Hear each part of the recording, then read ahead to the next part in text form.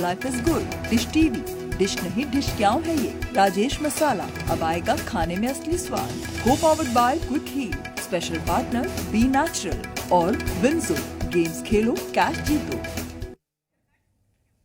नमस्कार, मैं हूं आपके साथ प्रिया सिंह। जी हिंदुस्तान ई विमर्श सीएम से संवाद कार्यक्रम में आपका बहुत स्वागत है। आज हम इस मंच से बात करेंगे 7 राज्यों के मुख्यमंत्री से।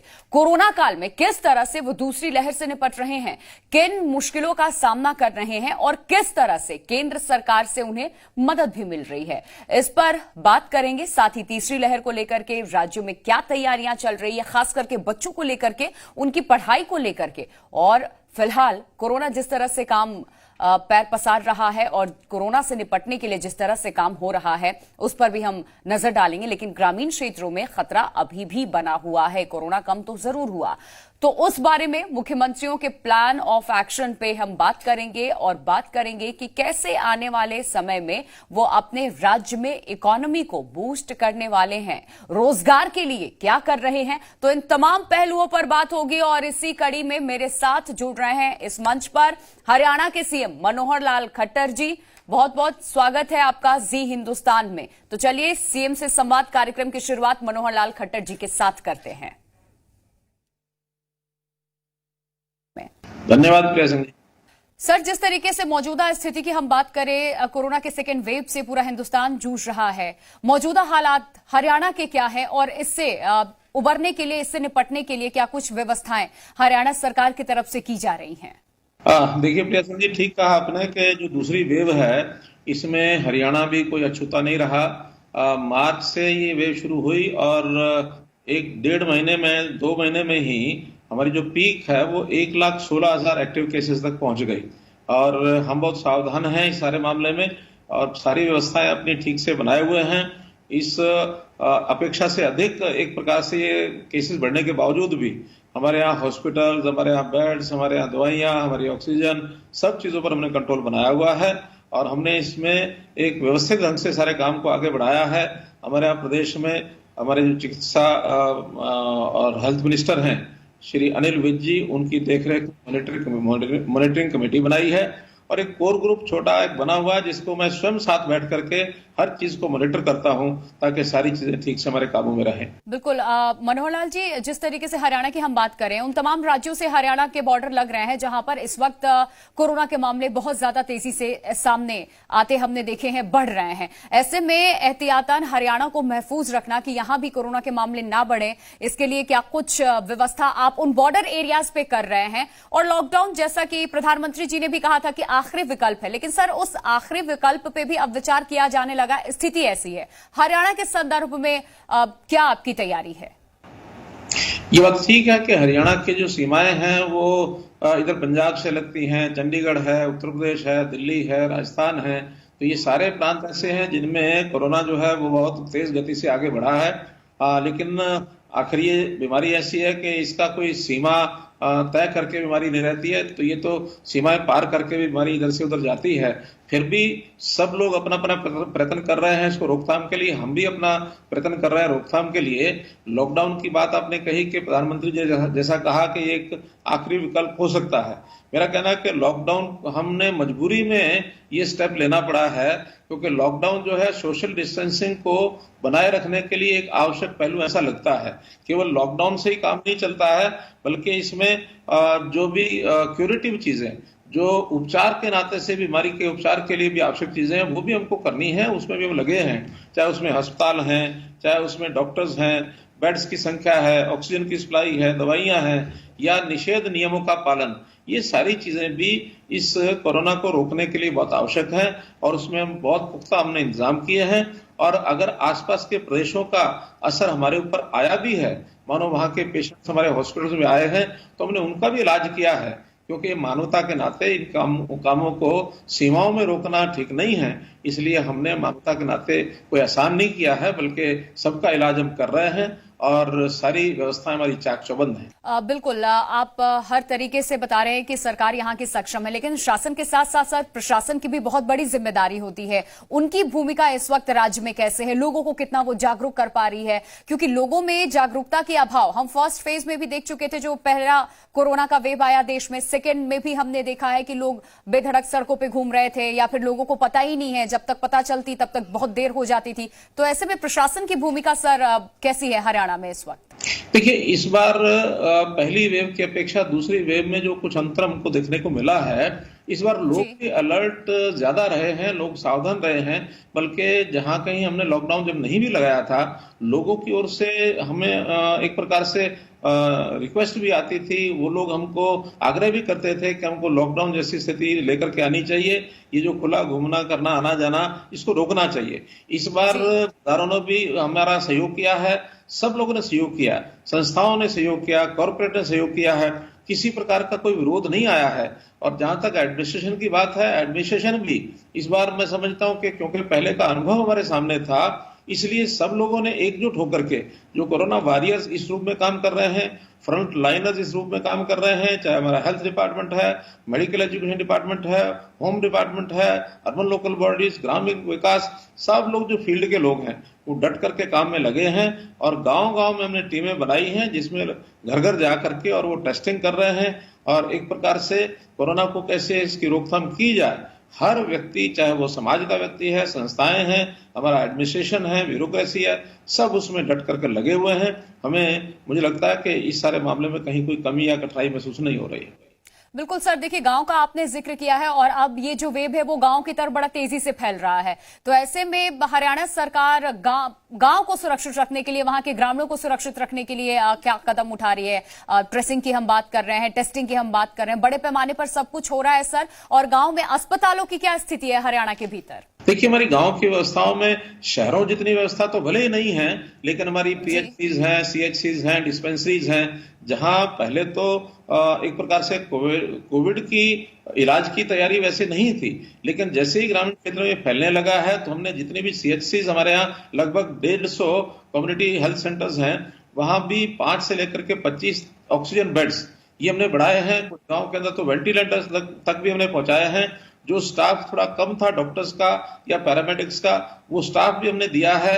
और जितने भी अलग अलग तरीके से ये यानी उपचार की विधियां हैं, उन सबको इकट्ठा किया है, चाहे वो एलोपैथी है, चाहे होम्योपैथी है, चाहे हमारा आयुष का काम है, इवन हॉस्पिटल्स की भी अलग अलग ब्रांचेस, मेडिकल कॉलेजेस की अलग अलग ब्रांचेस, यानी ईएसआई के लोगों ने भी मिल करके काम करना शुरू किया है। जो हमारे जो एसोसिएशंस हैं, मेडिकल एसोसिएशन, आईएमए के लोगों ने ऑफर किया कि जो प्राइवेट डॉक्टर्स हैं वो भी सरकार के साथ मिल करके और काम करने के लिए तैयार हैं। इसलिए सामूहिक रूप से हम ऊपर से नीचे तक काम कर रहे हैं ग्रामीण क्षेत्र के अंदर।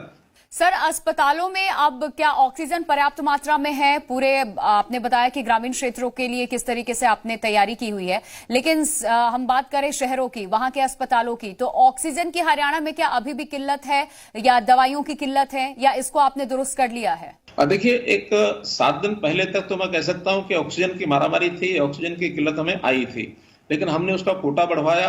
जो हमारा 152 मीट्रिक टन का कोटा था, आज 282 मीट्रिक टन का कोटा है। हालांकि अभी भी आवश्यकता के हिसाब से ये अभी 100 टन हमको और भी आवश्यकता है, लेकिन हमने उसकी व्यवस्थाएं ठीक बनाई हुई हैं।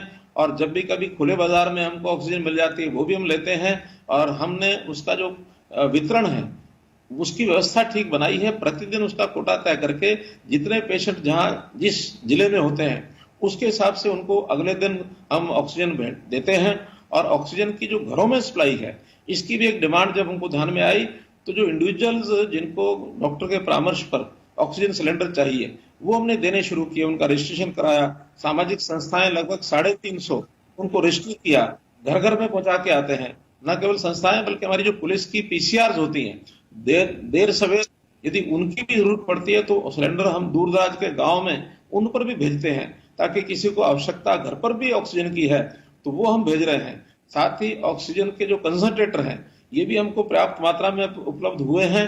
विदेशों से भी कुछ लोगों ने मंगवा करके हमको दिए हैं, सरकार ने भी खरीदे हैं। अभी लगभग 2000 कंसंट्रेटर ये हमने बांट दिए हैं, और जो आने वाले हैं अगले दिनों में उनको भी हम बांटेंगे।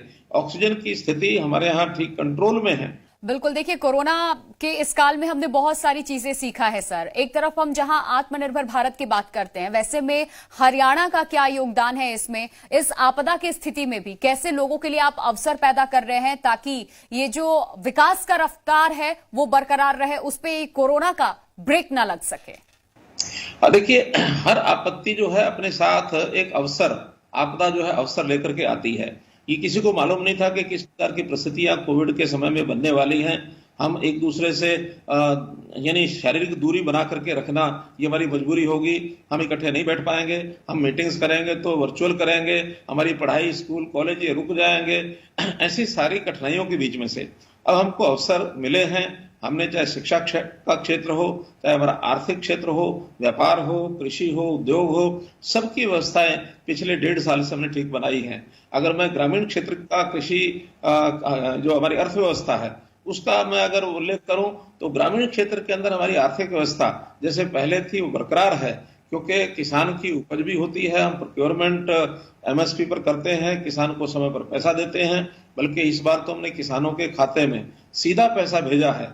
गेहूं मात्र अगर मैं इसका हिसाब लगाऊं तो 18,000 करोड़ रुपया ये ग्रामीण क्षेत्र की अर्थव्यवस्था के अंदर इसका योगदान होगा गेहूं के बिक्री से। और यदि इसमें चना है, सरसों है, इसका हिसाब लगाते तो ये बहुत अधिक मात्रा में ग्रामीण अर्थव्यवस्था को हमारा बना करके रखे हुए है और कोई भी किसी प्रकार की ग्रामीण आर्थिक शक्ति हमारी कम नहीं है।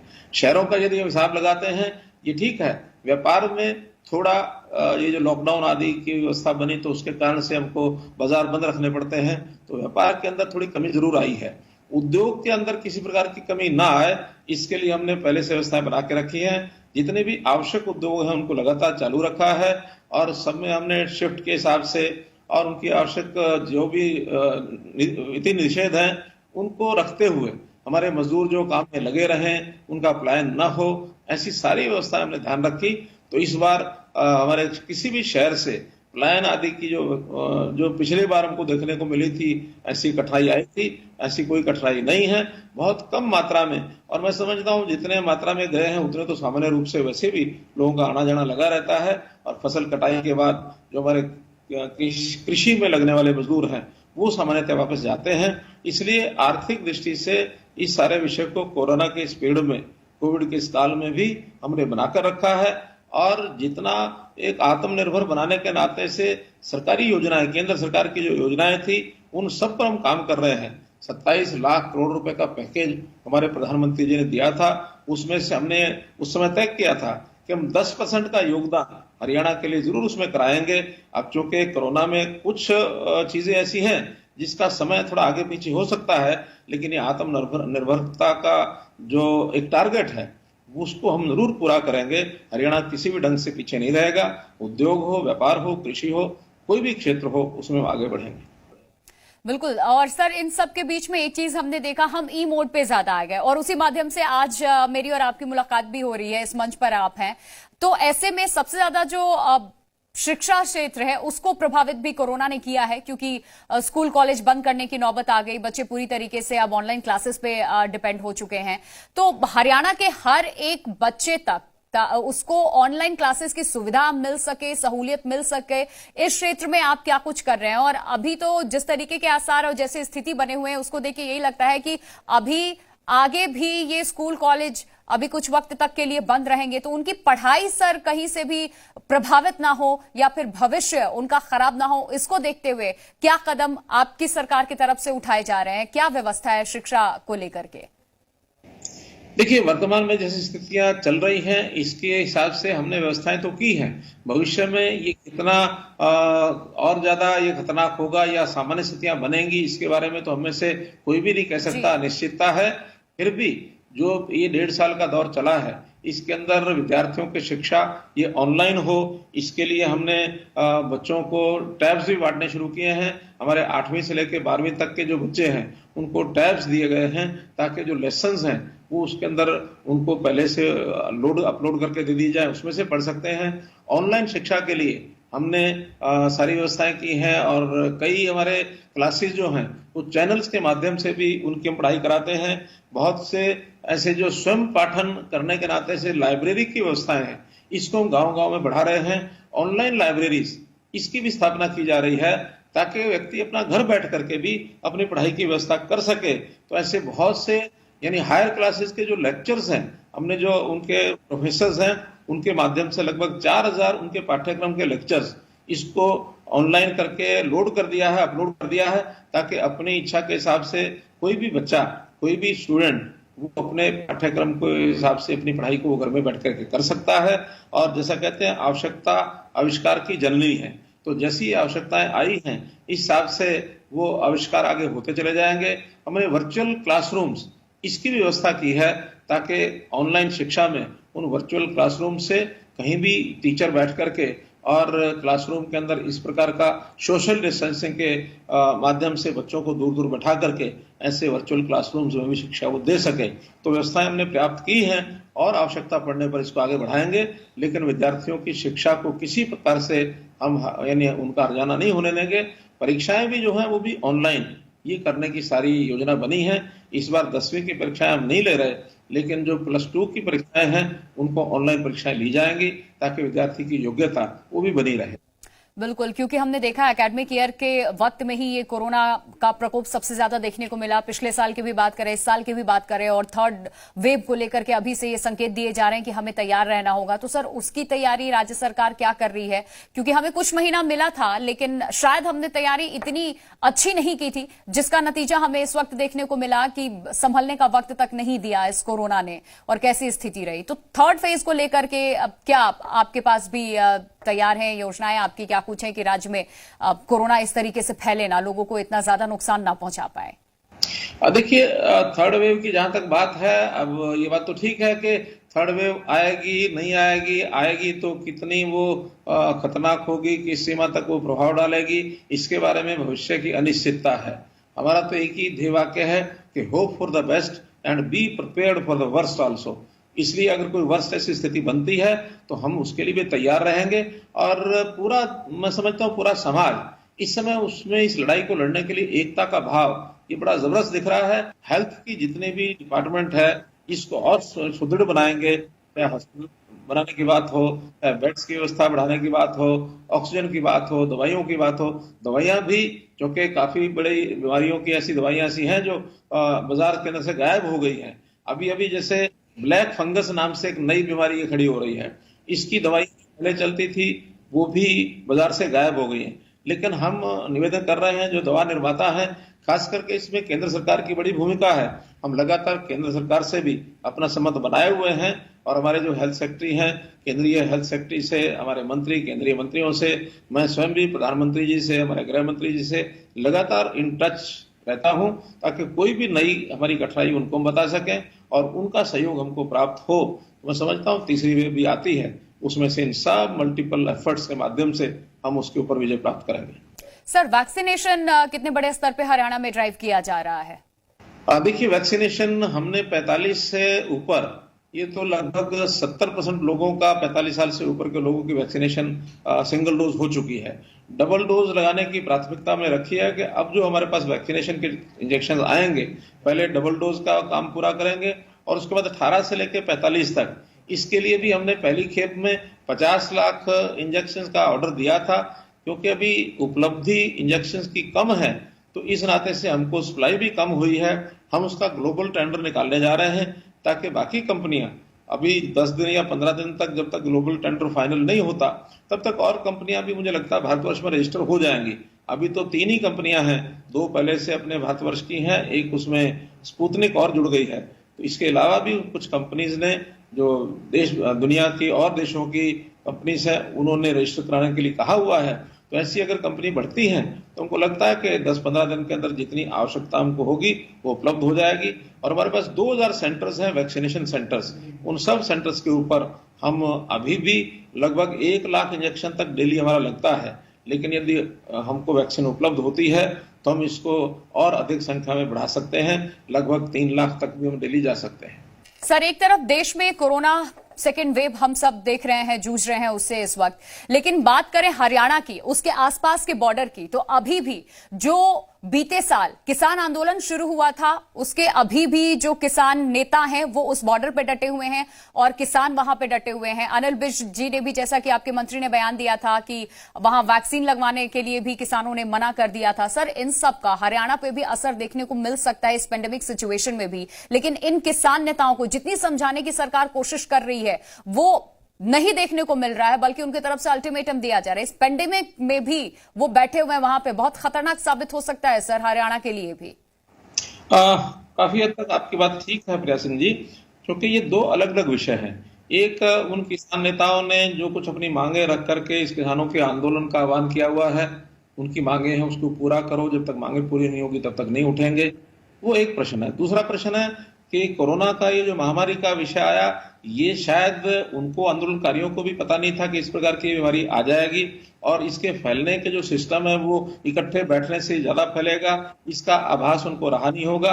अब ये दो चीजों के बीच में वो हमारे किसान बंधु जो फंस गए हैं, एक तरफ उनकी अपनी मांग का विषय लेकर के वो जिद पर बैठे हैं, जब तक हमारी बात नहीं मानेंगे तब तक नहीं उठेंगे, और दूसरी तरफ वो इकट्ठे बैठे हैं जो विधि निषेध, कोरोना को इससे बचाव रखने के लिए जो यानी विधि निषेध का ध्यान रखना चाहिए, उसका वो ध्यान नहीं रख रहे हैं। इकट्ठे बैठते हैं, मास्क कम लगाते हैं, वैक्सीनेशन उनका हो नहीं रहा है, और अगर कोरोना से कोई पीड़ित, कोविड पॉजिटिव अगर कोई केस आता है उसका वो टेस्ट नहीं कराते हैं, जिसके कारण से वो अपने गांव में भी जाते हैं और हर यानी जो बड़े बड़े गांव हैं उनमें से 5-7-10 व्यक्ति रोजाना वहां गांव में जाते भी हैं, वहां से वापस भी लौटते हैं। और ध्यान में ये आया है कि कोरोना के बिना टेस्ट के कारण से भी जो कोरोना प्रभावित थे उनकी मृत्यु भी हो रही है। और हमने आकलन कराया है कि इसी एक महीने में पिछले वर्ष में जितनी उन गांवों में सामान्यतया डेथ्स होती थी, जितनी मृत्यु होती थी, उससे अब कई गांव में 8-8 गुना, 10-10 गुना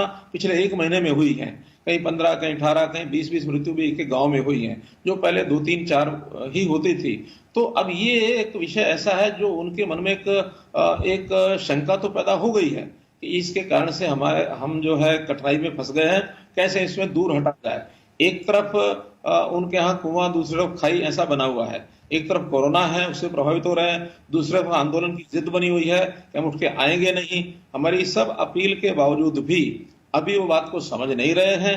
हाँ, एक उनके यहाँ निराशा का वातावरण बना जरूर है, और मुझे लगता है कि बहुत जल्दी उनको ध्यान में आ जाएगा कि इस महामारी से निपटने के लिए हमको इकट्ठे मिल करके इससे निपटना होगा।